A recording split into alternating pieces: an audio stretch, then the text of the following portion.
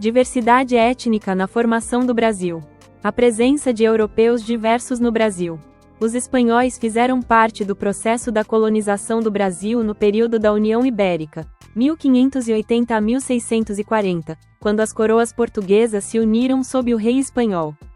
Nessa ocasião, a presença de espanhóis, ou castelhanos, foi constante no Brasil, voltando a ser presente nos séculos XIX e XX com as imigrações de galegos.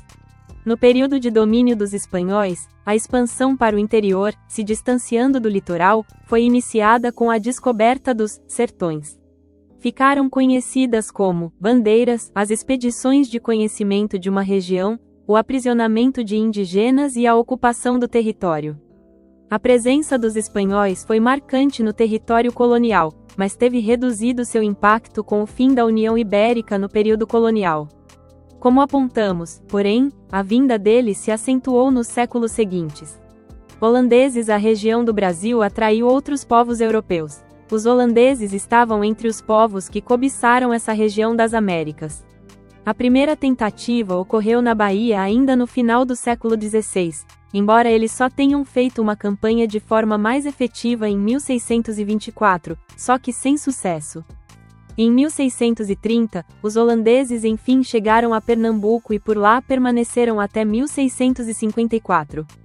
Nesse período, eles atuaram de forma diferenciada na ocupação dessa região, produzindo os registros dela por meio de obras de artistas e memorialistas que marcavam a permanência desse povo em terras anteriormente ocupadas por portugueses.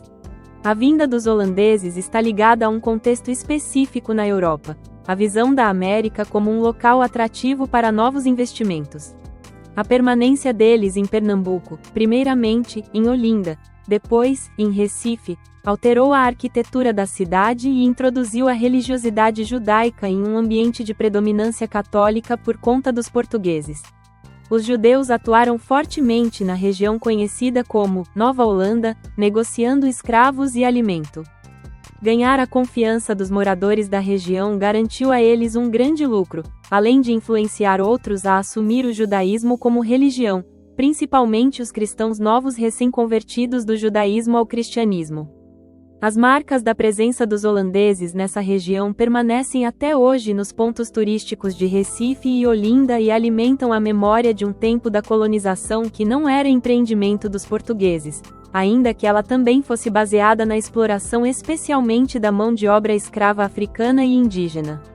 Judeus. Entre aqueles que vieram para o Brasil desde os primeiros momentos, estavam os judeus. Em um primeiro momento, eles eram identificados como cristãos novos diante da política inquisitorial do reino português.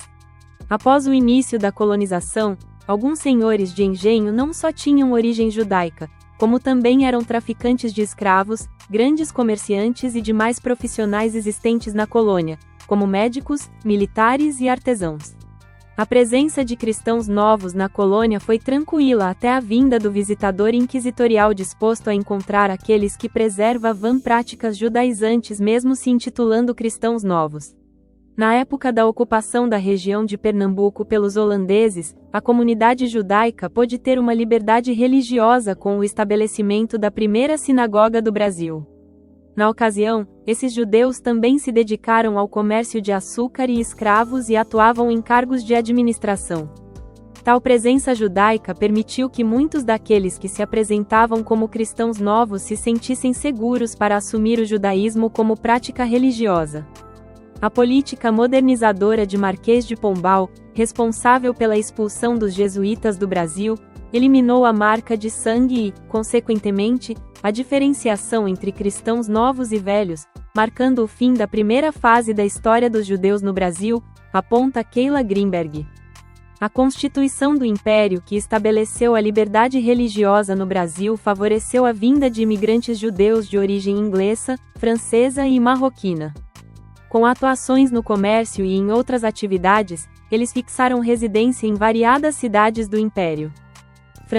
Os franceses também se interessaram na região das Américas. Eles tentaram ocupar o local onde atualmente se situa a cidade do Rio de Janeiro, porém não tiveram sucesso. Essa tentativa marcou a fundação da cidade, feita por Estácio de Sá em pleno conflito entre portugueses e franceses no ano de 1565. Décadas depois, em 1612, os franceses investiram novamente no Brasil, mais precisamente na região norte, fundando a cidade de São Luís, no Maranhão, com o objetivo de criar a França equinocial. Antes dos franceses, essa região era dominada pelos tupinambás, que chamavam a área de Ilha Grande. Contra eles, lutaram lado a lado espanhóis e portugueses. No entanto, a presença dos franceses não durou muito na região, que também contava com a presença de holandeses e portugueses. Toda essa região do norte da colônia foi ocupada por europeus, franceses, holandeses, espanhóis e portugueses. Eles montavam núcleos urbanos ao lado de religiosos, os quais, por sua vez, se empenhavam no processo de catequização dos indígenas.